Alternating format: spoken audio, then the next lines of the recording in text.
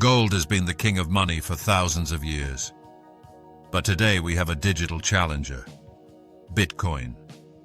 Which one is the better store of value? Let's break it down. History, scarcity, portability, security, and more, so you can decide for yourself. Gold has been money for over 5,000 years. Empires, kings, and entire economies relied on it. People trust gold because it's tangible, rare, and universally recognized.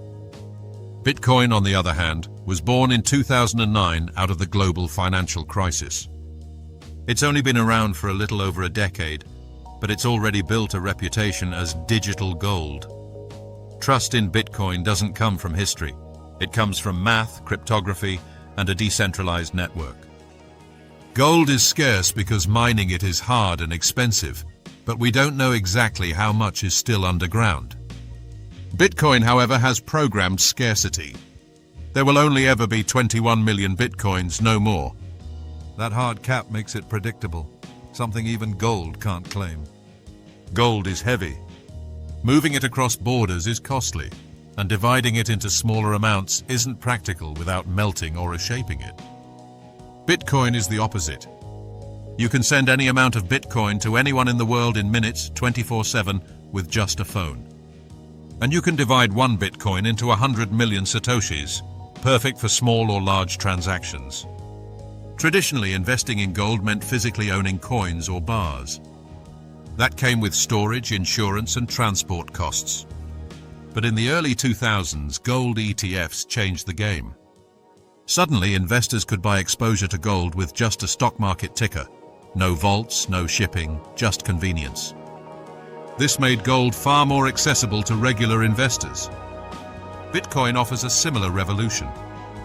You don't need to hold a coin or bar, it's all digital. And now, with the recent approval of Bitcoin ETFs in some markets, Bitcoin is following the same path, making it easier for both institutions and individuals to gain exposure. Here's a key difference: how they behave in times of crisis. Historically, when stock markets crash, gold often rises. That's why it's called a safe haven asset. Investors rush into gold when they're scared, because they see it as stability in uncertain times. Bitcoin, however, tends to move more like a risk asset. When markets sell off, Bitcoin often drops alongside stocks. While some see Bitcoin as digital gold, in practice it hasn't yet shown the same resilience as physical gold during turbulent times. Gold requires vaults, guards, and transportation. It's physical, so theft is always a risk. Bitcoin is digital. You don't need a vault, just a secure digital wallet. But if you lose your keys, your Bitcoin is gone forever. So while Bitcoin removes some risks, it introduces new ones. Gold's price is relatively stable. It doesn't swing wildly. That's why central banks and governments still hold it as a reserve. Bitcoin, meanwhile, is much more volatile. It can swing 10% in a day. That volatility is a weakness for stability, but also an opportunity for growth. Every year, more institutions, countries, and investors adopt Bitcoin, pushing it closer to mainstream acceptance. So is Bitcoin the new gold? Maybe. Gold has the advantage of time-tested trust, while Bitcoin offers the advantages of digital technology, portability, and a fixed supply. The truth is, they might not be rivals at all. Many investors hold both, gold for stability, Bitcoin for growth. What do you think?